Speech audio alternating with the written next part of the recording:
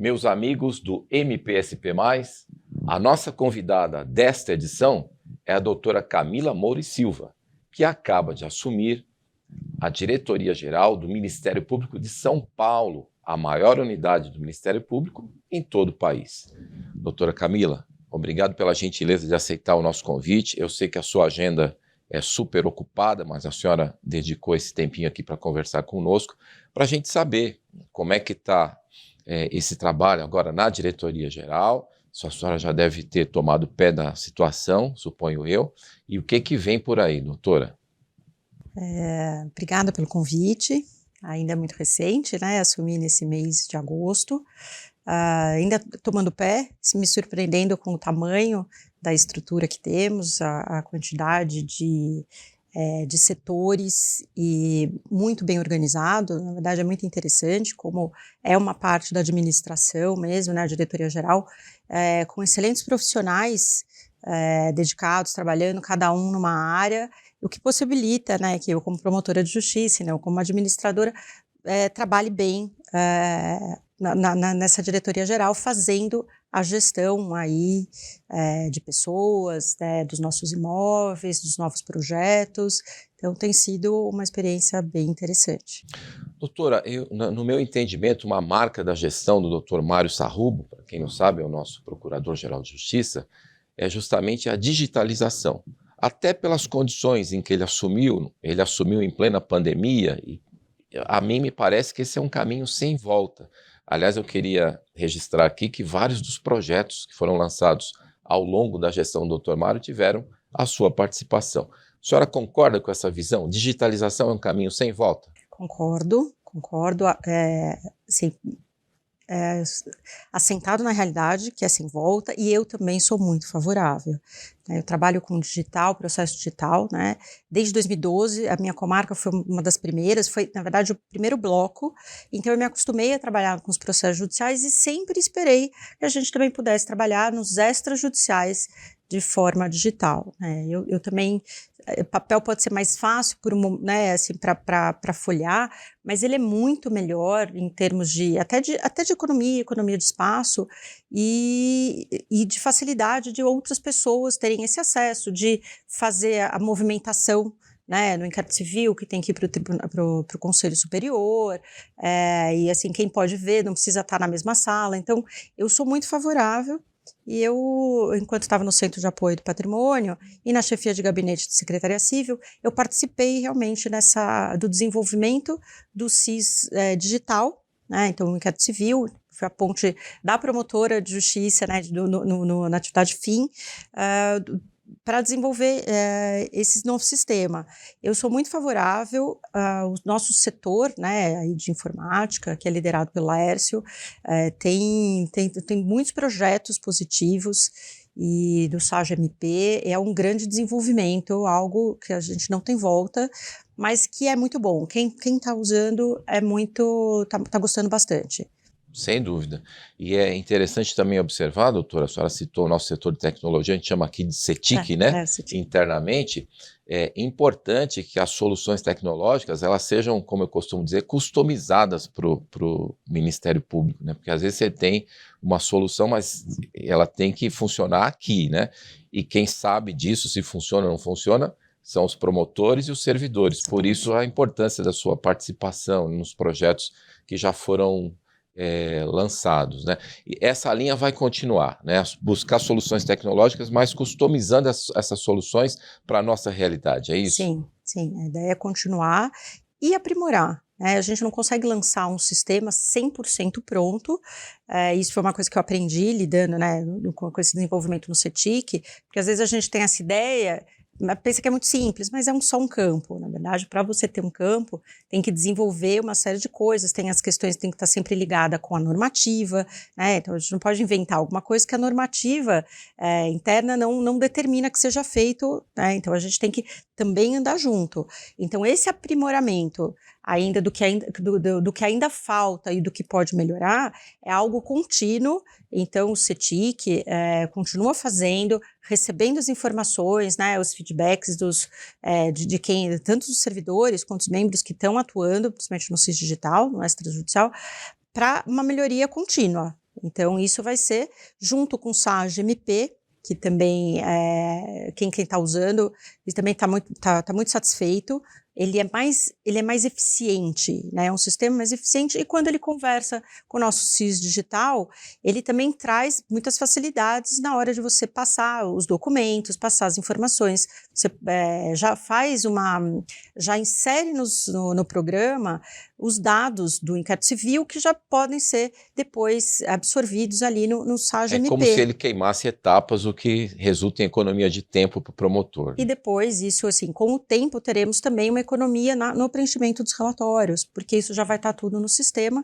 Isso também ajuda bastante na gente ter os dados, né, os informes mais reais e mais perto da realidade possível, porque ele acaba dependendo menos do preenchimento manual de cada coisa. Então, a gente precisa muito dos dados para informar, né, a sociedade, para a gente poder fazer uma análise, inclusive, de políticas institucionais. Né? Para isso, a gente precisa desses dados corretos. Então, o sistema também é muito bom para isso. Perfeito. Entre os jornalistas é comum um comentário segundo o qual informação é poder. Talvez valha o mesmo raciocínio para o Ministério Sim. Público de São Paulo. Sim. Doutora, a senhora, evidentemente, ao longo da sua carreira, lidou com diversos servidores, mas agora a senhora tem a visão do conjunto, né, dos profissionais que dão o suporte ali para que os promotores possam atuar na atividade fim. Que nível de comprometimento e de preparo técnico a senhora encontra do corpo de servidores do Ministério Público de São Paulo? Olha, excelente. Eu tive ótimos funcionários, ótimos servidores desde o início da minha carreira, em 2002. Então, lembro de todos, muitos. E agora, na diretoria geral, passei pelo Centro de Apoio, né, pelo CAEX. O CAEX também é sensacional, a excelência dos nossos técnicos, né, que trabalham, foi muito, muito bom. Então, eu também conheci essa outra parte do Ministério Público, que me deixou absolutamente encantada com o trabalho que eles fazem, de qualidade técnica, do que é possível, que eu não tinha essa noção de tudo que o CAEX faz pelo Ministério Público. E agora na diretoria geral também, esses vários setores. Então tem o setor de finanças, do orçamento, a parte da minha chefia de gabinete, de pessoal, de toda a administração de veículos, de imóveis, a engenharia. É muito interessante a dedicação, o amor que eles têm para o Ministério Público. E são muito profissionais, o que facilita muito aí quem vem, né, na diretoria geral. Então, agora estou aqui, mas para o futuro, quando eu não tiver mais, tenho certeza que essa equipe toda, que hoje está na DG, vai ajudar muito e é a base para o próximo diretor-geral também. Então, eles são excelentes. Perfeito. Doutora, a atual gestão tem uma grande preocupação em relação ao bem-estar de todos os integrantes do Ministério Público, né? Recentemente foi lançado o programa Saúde em Foco, né?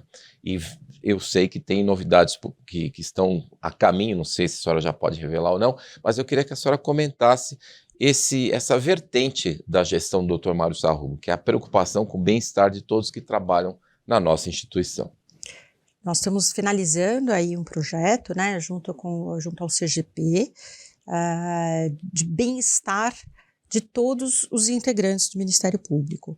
Então, nós temos três unidades ali para acomodar, que é ligada também ao setor de saúde. Então, é uma forma uma porta de entrada, o bem-estar, junto com a saúde, para servidores que precisam desse apoio, um auxílio de maior inclusão e preparação para os nossos integrantes, que são pessoas com deficiência. Então, para a gente poder ter um olhar e saber a melhor maneira, né, de trabalharmos todos juntos. E assim, a questão de barreiras físicas, todas essas questões, para que nós possamos trabalhar todos juntos.